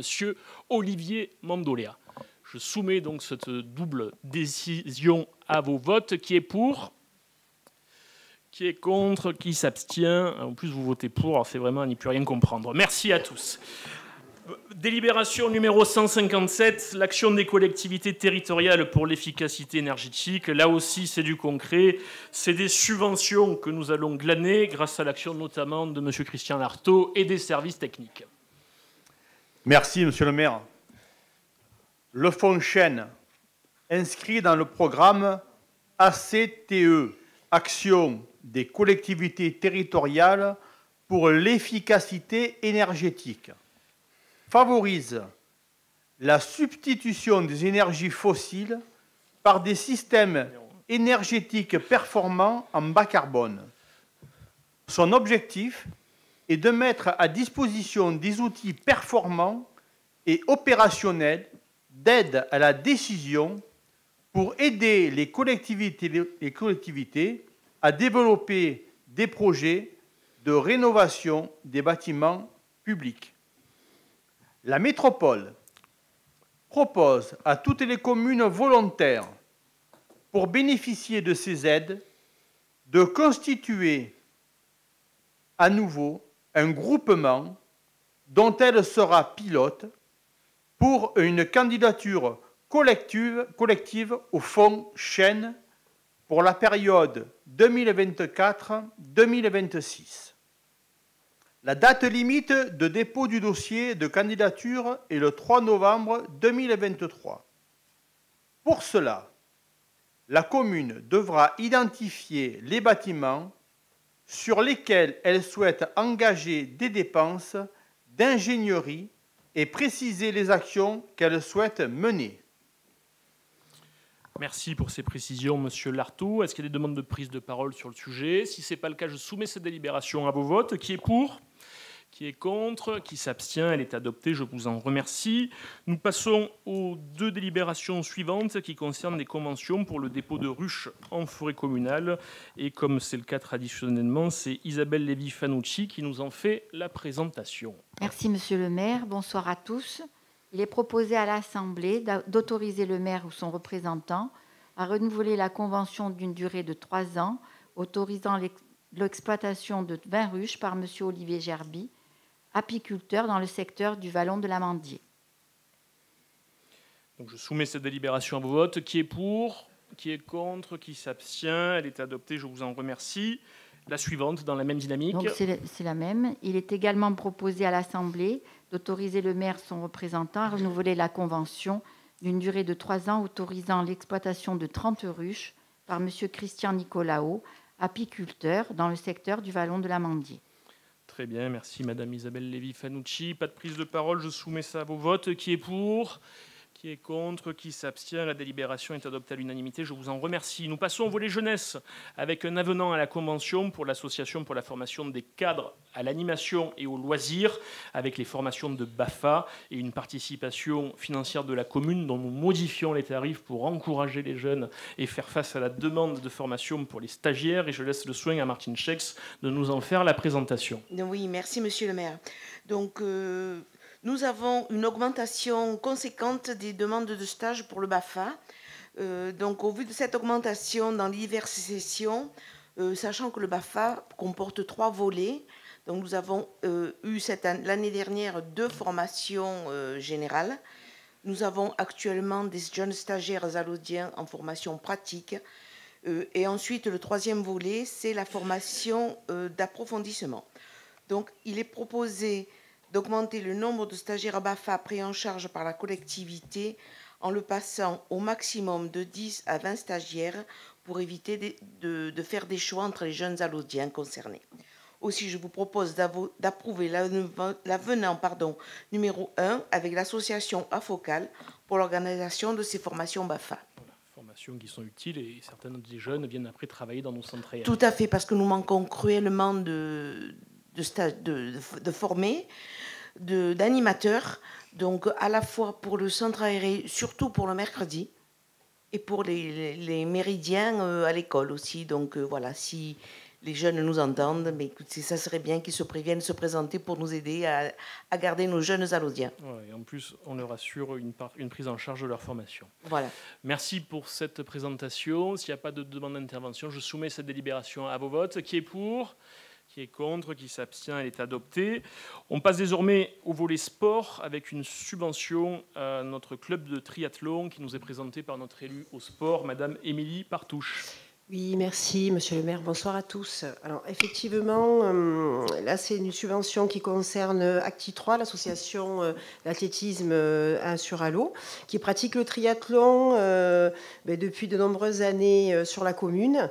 Et donc, lors du conseil municipal du mois de juillet, nous avions voté à l'unanimité un nombre de subventions pour 21 associations sportives, pour votre information et pour votre rappel, donc d'un montant de 42 450 €. Et par courrier, l'association Acti 3, en septembre, ce septembre 2023, nous a sollicité pour l'attribution d'une subvention de fonctionnement de 500 €, donc, que nous accordons donc aujourd'hui avec grand plaisir. Et ça permet aussi de marquer un soutien certain à la compétition, parce qu'un de leurs adhérents a participé lors de la saison dernière à l'Ironman Hawaï lors de la saison 2022 avec de très bons résultats. Donc c'est une grosse compétition internationale, et donc c'est un de leurs adhérents qui a pu y participer. Très bien. Je crois qu'ils remettent ça cette année ou l'année prochaine. Tout à fait, tout à fait. Très bien. Merci beaucoup. S'il n'y a pas de demande de prise de parole sur le sujet, je la soumets à vos votes. Qui est pour ? Qui est contre? Qui s'abstient? La délibération est adoptée. Je vous en remercie. Nous passons à la délibération suivante qui concerne la mise à jour du règlement intérieur de la piscine municipale. Oui, c'est bon, c'est simplement administratif, mais c'était nécessaire puisque depuis 2007, il me semble, il n'y avait pas eu d'évolution au niveau du règlement intérieur de la piscine. En tout cas, de petites évolutions, mais on a voulu clarifier certaines choses très simplement par rapport à la nouvelle utilisation de cet équipement par le public, les adhérents des activités municipales et des loisirs et les associations sportives aussi qui sont concernées. Donc, bien sûr, elles sont dans l'intérêt de sauvegarder le bon ordre, l'hygiène et la sécurité publique dans notre piscine municipale. Merci beaucoup pour ces précisions. S'il n'y a pas de prise de parole, je la soumets à vos votes. Qui est pour? Qui est contre? Qui s'abstient? Elle est adoptée. Je vous en remercie. Émilie Partouche, on continue avec la convention qui nous lie à l'association Avoir les gestes qui sauvent. Oui, effectivement, les gestes qui sauvent. Alors, on remet ça avec les gestes qui sauvent. Déjà l'année dernière, on avait fait avec eux une session de formation, une seule, à la formation du BNSSA qui est ouverte à nos jeunes allodiens, bien sûr aussi de l'extérieur. L'avantage qu'on a, c'est que la commune aide nos jeunes allodiens à hauteur de 100 € sur la première partie de l'inscription à la formation BNSSA, qui a un coût total de 600 €.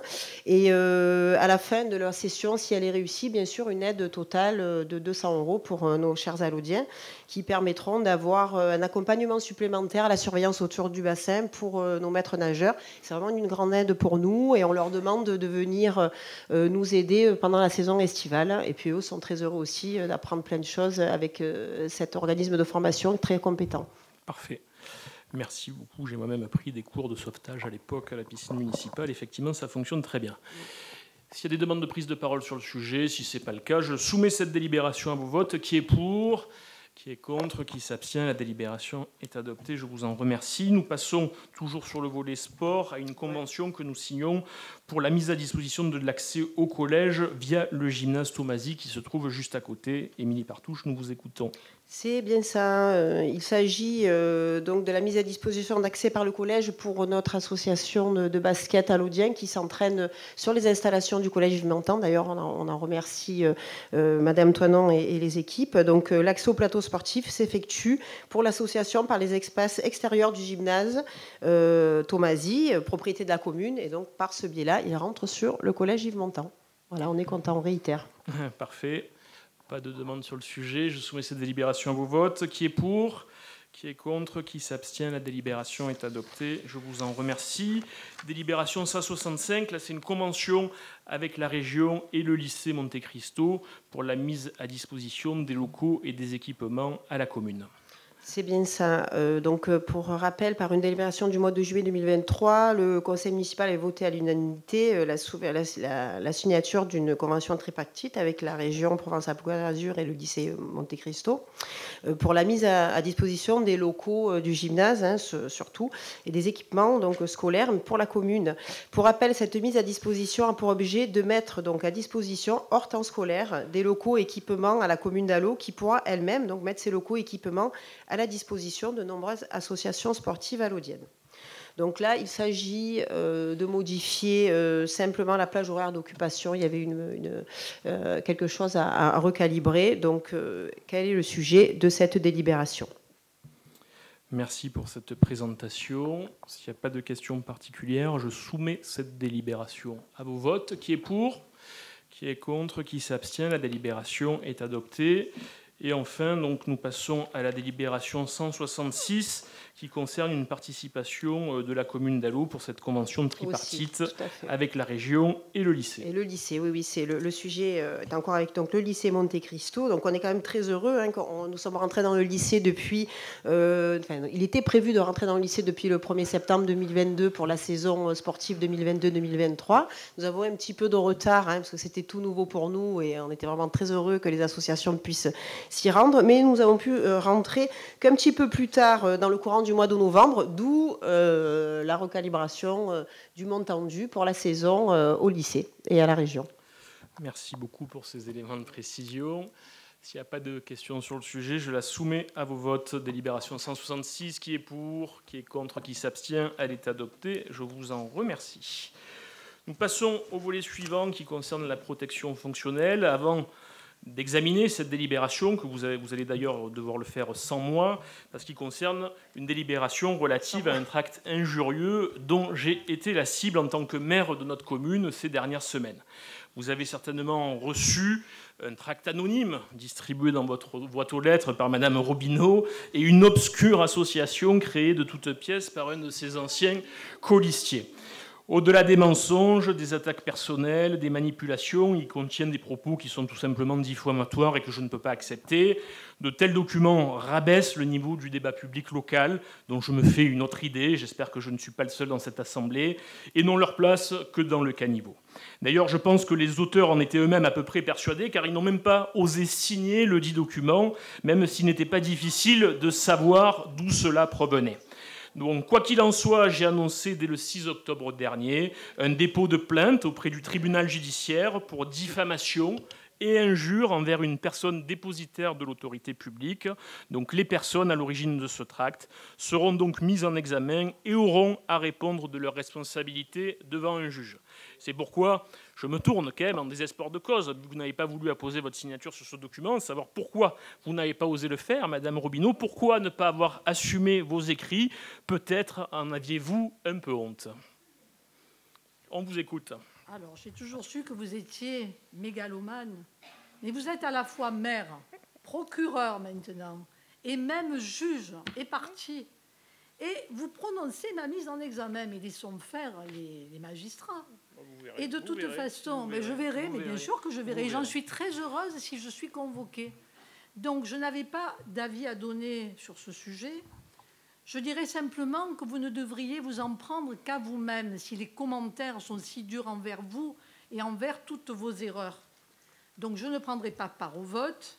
Mais pour dire anonyme, Ensemble pour Allauch d'abord, c'est le groupe que je représente ici. Et votre signature, vous avez un nom, Madame Robineau. Il ne faut pas se cacher derrière une liste. Quand on fait des écrits, on les signe. Ah non, attendez. On les signe. Quand on est un groupe, vous savez, quand je vote une motion, quand je fais un texte, quand je délibère, je le signe. Lionel Decala, maire d'Allauch. Et je le signe toujours en nom propre. Et je suis fier de ce que j'écris. Là, je pense que vous n'étiez pas tout à fait fier de ce que vous avez écrit. Si, très fier, parce que nous sommes un groupe avec des personnes qui ont travaillé sur ce document, comme cela est mentionné. Un groupe de 2 personnes. Oui, donc vous pouvez vous réunir dans une cabine téléphonique, c'est parfait. Non, écoutez, Monsieur le maire, c'est ce que vous dites vous. Ah bon? Est-ce que vous connaissez le groupe que je représente en dehors d'ici? Non. Il y a des personnes, on a distribué ce document, on l'a payé par nos propres deniers, alors que vous avez sorti un document de plus de 100 pages, où vous auriez dû nous laisser une page, un espace pour l'opposition, comme le Rassemblement national, ou nous-mêmes, parce que dès que vous sortez un document payé par les deniers des contribuables, l'opposition doit figurer dans ce document. Ce que vous ne faites pas. Et vous ne respectez pas l'opposition parce que ça vous gêne. Vous ne nous donnez même pas un bureau alors que c'est la loi. Vous essayez à chaque fois de nous éliminer parce que vous ne nous conviez pas aux manifestations. C'est votre droit. Vous faites ce que vous devez. Mais nous, en tant qu'opposition, mon rôle, c'est de défendre les Allaudiennes et les Allaudiens parce que je suis élue et je n'ai de compte à rendre qu'à ces personnes. Et au juge qui vous entendra bientôt, on vous a entendu, on a compris. Est-ce qu'il y a une autre demande de prise de parole sur le sujet? Madame Aurélie Trichot-Pierani et Madame Larocca. On va peut-être écouter Madame Larocca et après on écoutera Madame Aurélie Trichot-Pierani. Allez-y, Madame Larocca, on vous écoute. Monsieur le maire, chers collègues, le Code général des collectivités territoriales propose aux élus un régime qui se rapproche de la protection fonctionnelle et qui s'applique sous certaines conditions, en particulier si l'élu s'estime victime d'un outrage. Et nous accorderons cette protection à tout élu de notre municipalité qui s'estime victime d'un outrage, libre à la justice ensuite de se prononcer. Nous voterons pour cette délibération. Merci. Merci à vous, c'est très clair. Je vous remercie pour votre esprit de responsabilité. Madame Aurélie Trichot-Pierani. Monsieur le maire, mes chers collègues, donc je me permets de nouveau de prendre la parole ce soir. Donc comme beaucoup d'Allodiens et d'Allodiennes, j'ai pris connaissance de ce tract. Alors j'ai vraiment hésité à intervenir ce soir parce que je ne voulais pas donner trop d'importance à ce tract, mais finalement, vu que j'ai été également ciblée dans l'introduction, je ne pouvais pas rester silencieuse. Donc, je connais le fonctionnement de Madame Robineau, puisque je l'ai pratiqué en faisant partie de sa liste lors des dernières élections municipales. Laissez s'exprimer l'orateur. Et puis, alors, oui, beaucoup de mensonges, cette soif de vengeance, ces manipulations m'ont vite ouvert les yeux sur la nécessité de partir et de faire le choix à travers vous, monsieur le maire. Alors, Madame Robineau, malheureusement, la difficulté que je pense vous avez, c'est que vous vous remettez jamais en question. Et dans la vie, quand on ne se remet pas en question, on ne peut pas avancer. Votre haine vous aveugle et vous fait manquer de discernement. Et oui, et oui, et oui. Et les élections, finalement, elles se suivent, elles se ressemblent. Vous arrivez à vous constituer une équipe, c'est vrai, et la première, puisque je vous ai suivi. Et puis, alors après, on découvre les mensonges, les manipulations, etc. Alors, vous avez beaucoup de bagou, donc c'est vrai qu'on est entraîné, c'est la réalité. Et puis après, on découvre l'envers du décor. Alors, qu'est-ce qu'on fait? On fuit. Alors, je ne suis pas la première, et je ne serai sûrement pas la dernière. Alors, vous avez appelé cela de l'opportunisme, Madame Robineau. Moi, j'appelle ça de la clairvoyance. Monsieur le maire, depuis 3 ans, les Allodiens et les Allodiennes ont pu quand même constater votre engagement, votre proximité pour notre commune. Donc, vous l'aurez compris, je voterai cette délibération et la protection fonctionnelle et vous assure mon entière confiance et je vous remercie. Merci. Je remercie donc chacun des groupes, à l'exception de Madame Robineau, d'afficher à travers ce vote leur orientation claire pour un respect que je veux respectueux. Je respecte les oppositions, je les laisse s'exprimer. Elles s'expriment dans les magazines municipaux. Elles ont le droit de participer à la vie communale autant qu'elles veulent. La seule chose que je demande, c'est que ça se fasse dans le respect réciproque, dans l'écoute et que ce soit constructif pour la commune. Quand on lit ce qu'on a pu lire dans ce document, malheureusement, on est à l'opposé des valeurs que je pense nous portons quasi tous autour de cette table. Voilà. Je n'en dirai pas plus. Nous allons passer désormais à la délibération en question. Vous comprenez que je ne peux pas être à la fois juge et partie, donc je vais quitter momentanément notre assemblée. Je vais laisser le soin à M. Sabatier d'en faire la présentation et de faire procéder au vote. Et moi, je me soustrais durant quelques instants aux travaux de notre assemblée. Merci, Monsieur le maire. Alors, dans le cadre de ce dossier, Monsieur le maire a formulé une demande de protection fonctionnelle. C'est l'objet de cette délibération. Depuis le 29 septembre 2023, un tract intitulé « Bilan de mi-mandat 2020-2023 » est distribué dans les boîtes aux lettres de la commune, à l'initiative de membres issus de la liste Ensemble pour Allo d'abord et d'une association nommée Sentinelle Nature Environnement. Ce tract contient des propos susceptibles de caractériser les délits de diffamation publique, d'injures commis à l'encontre d'un dépositaire de l'autorité publique. Conformément à l'article L. 2123-35 du Code général des collectivités territoriales, M. le maire a formulé une demande de protection fonctionnelle dans le cadre de l'instruction du dossier et de ses suites. Ainsi, il est proposé d'accorder à M. le maire la protection fonctionnelle. Alors, nous allons procéder rapidement, puisque nous avons longuement débattu sur le sujet. Je passe donc directement au vote.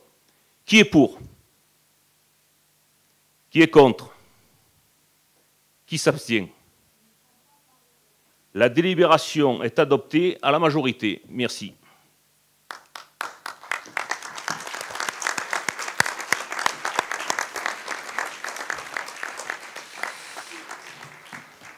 Je vous remercie tous.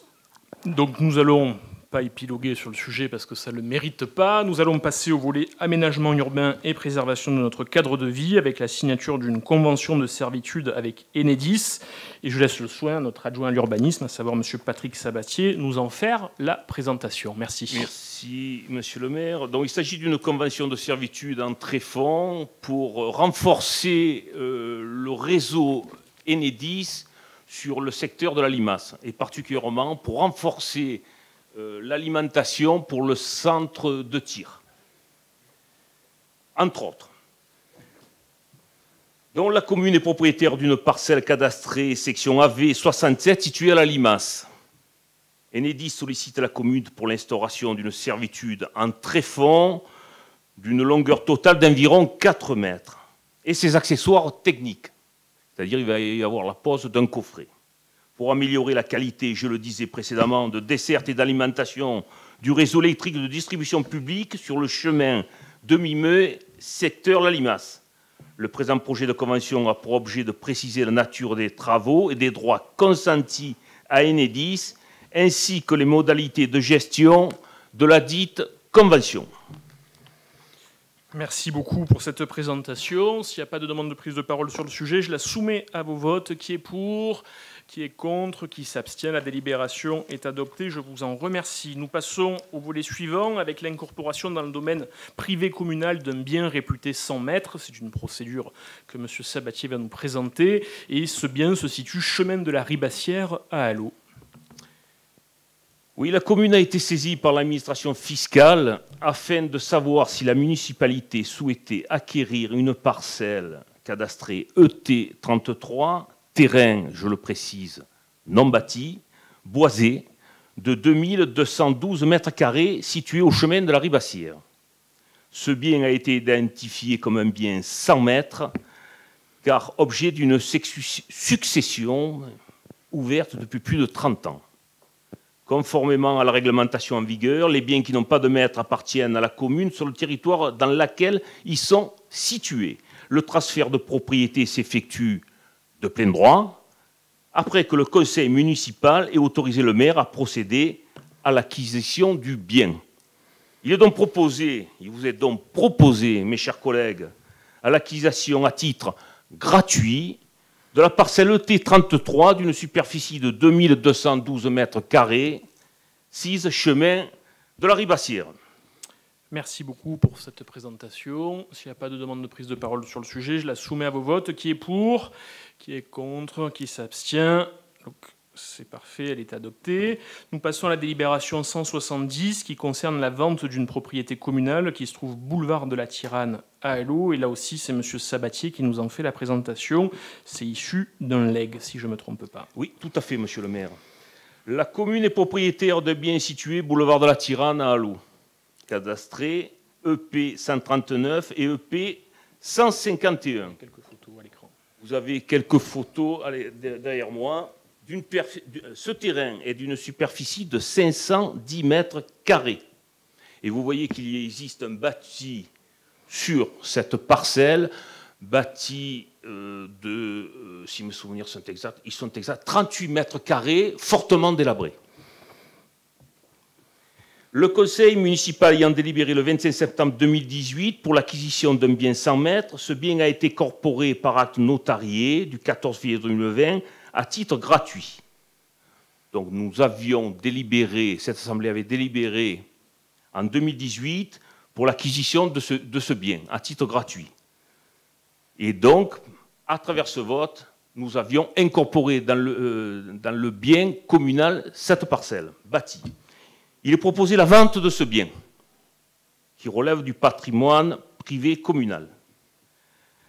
Les domaines ont estimé la valeur vénale de ce bien à 282 000 € hors taxe, en date du 21 septembre 2023, et ce, conformément à l'offre d'achat de M. Macedo Julien et Madame Meué Clarisse, qui leur a été transmise pour l'avis de valeur vénale du bien. Il est ainsi proposé au conseil municipal de céder cette propriété communale cadastrée EP 139 et EP 151 d'une superficie de 510 mètres carrés à M. Macedo Julien et Mme Meué Clarisse au prix de 300 000 €, soit 282 000 net vendeurs. Merci beaucoup pour ces précisions. Est-ce qu'il y a des demandes d'intervention sur le sujet? Madame Robineau. Monsieur le maire, je voterai contre puisque je ne suis pas favorable à la vente des biens communaux. Mais je reconnais que là, il y a une agence qui a été mandatée pour faire justement la vente, pas comme pour l'appartement qui était à la rue à la place Chevillon. Ça tombe bien que vous en parliez parce que votre recours a été rejeté. Donc c'est bien de le savoir. Mais arrêtez de dire qu'il a été rejeté. Ah, il a été rejeté. Mais, le juge a prononcé un non-lieu. Il n'a même pas attendu la rentrée. Il a prononcé le non-lieu durant l'été. Monsieur le maire, arrêtez d'essayer de manipuler. La délibération a été retirée en juillet. Vous le savez très bien que du moment que vous avez retiré la délibération, il n'y a plus lieu. Si le juge avait considéré qu'il y avait le moindre doute sur la délibération initiale qui avait été adoptée avant le mois de juillet, il aurait pu engager une poursuite. Votre recours, vous l'avez perdu comme tous les autres. On ne va pas faire le long rappel de tout ce que vous avez perdu à l'époque contre Jean-Pierre Bertrand à Plan de Cuques, contre Roland Povinelli il y a quelques années, et désormais contre la municipalité, toujours et encore. Allez. Arrêtez de raconter des histoires, vous le savez très bien, je vous retourne le compliment. Je pense qu'on vous a assez entendu pour la soirée. On va passer au vote de cette délibération. Qui est pour?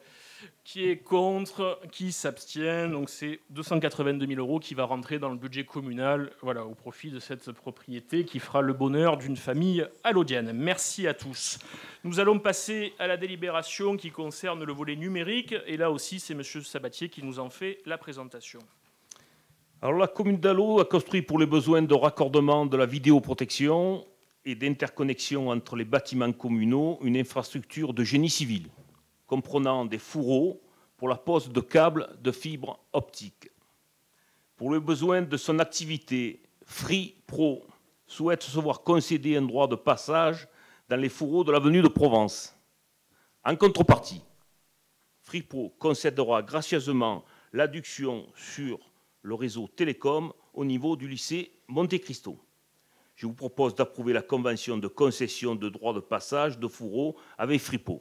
Il s'agit d'un échange de bons procédés et tout le monde est gagnant. C'est parfait, c'est clairement exposé. S'il n'y a pas de demande de prise de parole sur le sujet, on le soumet à vos votes. Qui est pour ? Qui est contre? Qui s'abstient? La délibération est adoptée. Je vous en remercie. Nous passons au volet administration générale finances. Ce sont les dernières délibérations de ce conseil municipal.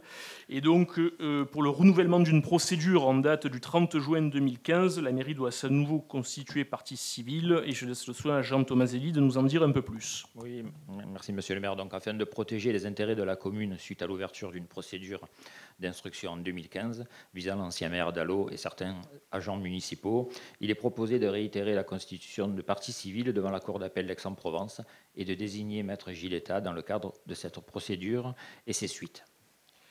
Merci beaucoup pour ces précisions. Qui est pour cette délibération ? Qui est contre? Qui s'abstient? La délibération est adoptée. Je vous en remercie.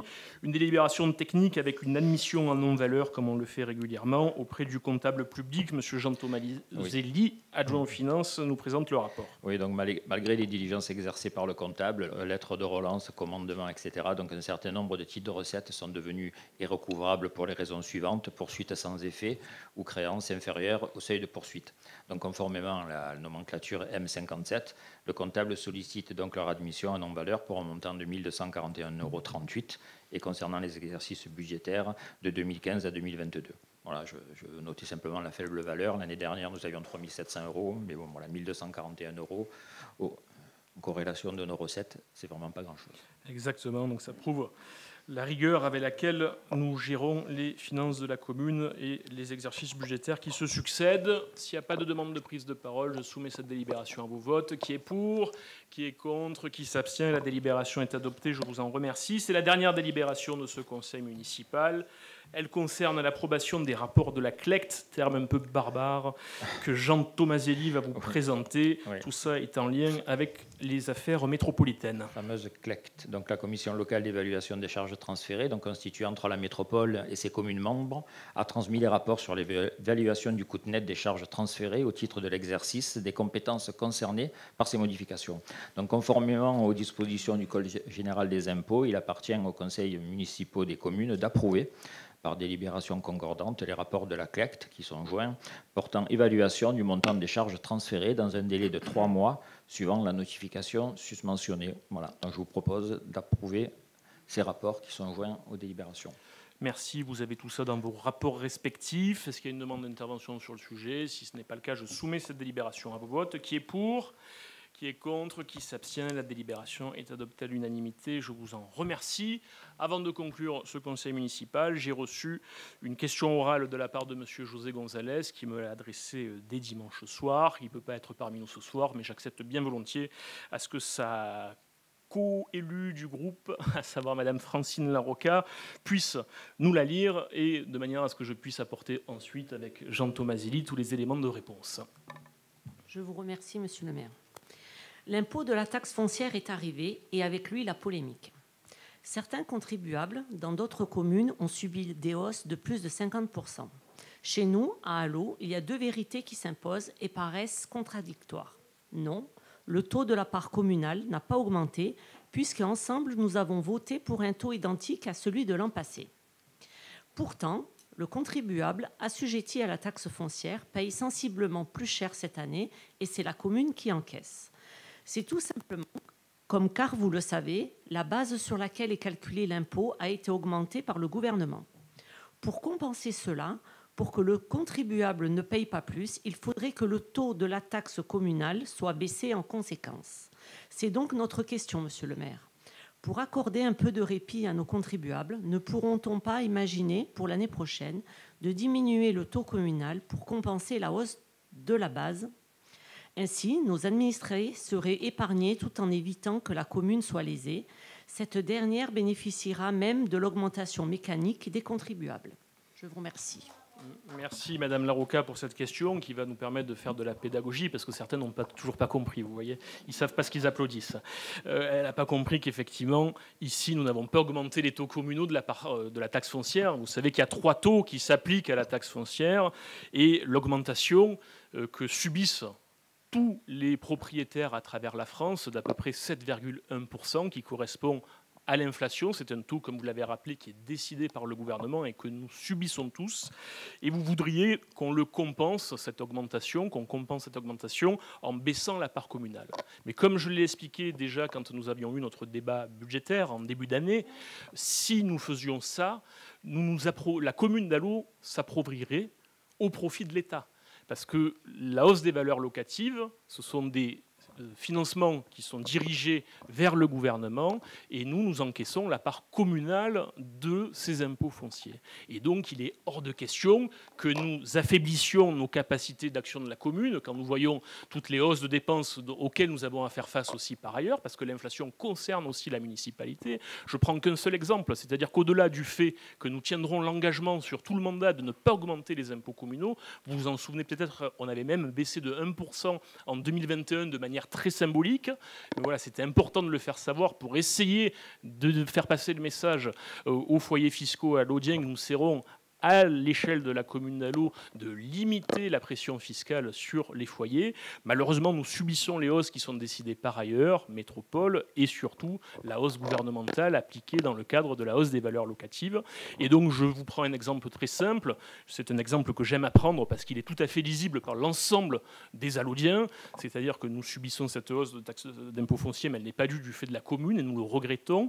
Et nous faisons même des efforts au-delà de ça, parce que, par exemple, nous n'augmentons aucun tarifs municipaux qui profitent aux familles de la commune. Par exemple, le prix du repas dans les cantines, malgré une hausse du budget annuel de 600 000 € en raison de l'inflation sur les denrées alimentaires, à hausse du coût de l'énergie, du coût du personnel. Nous n'avons pas augmenté d'1 centime les tarifs municipaux des cantines.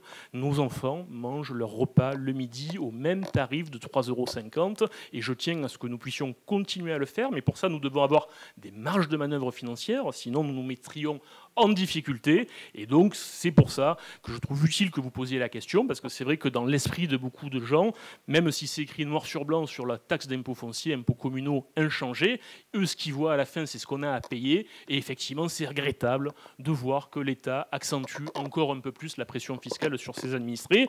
Tout ça sera compensé, et heureusement que c'est le cas, par la fin de la taxe d'habitation, que nous n'aurons plus à payer, une décision de l'État. Mais j'ai l'impression que la fin de la taxe d'habitation est compensée par cette hausse de la taxe foncière, parce qu'au final, l'administré français doit payer à un moment ou à un autre, et c'est une réalité qui s'impose sur la commune d'Allot, comme malheureusement dans toutes les communes de France.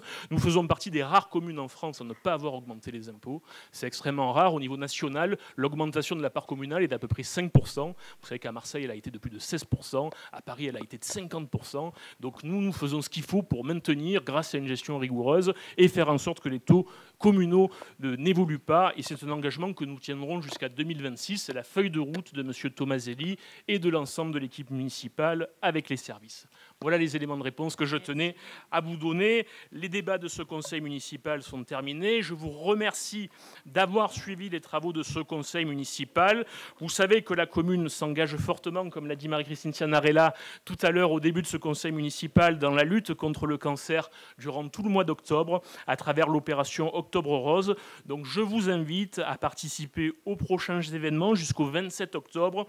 Vous retrouverez toutes les informations et les dates sur le site allo.com. Je vous souhaite à toutes et à tous une très très belle soirée. Merci à vous.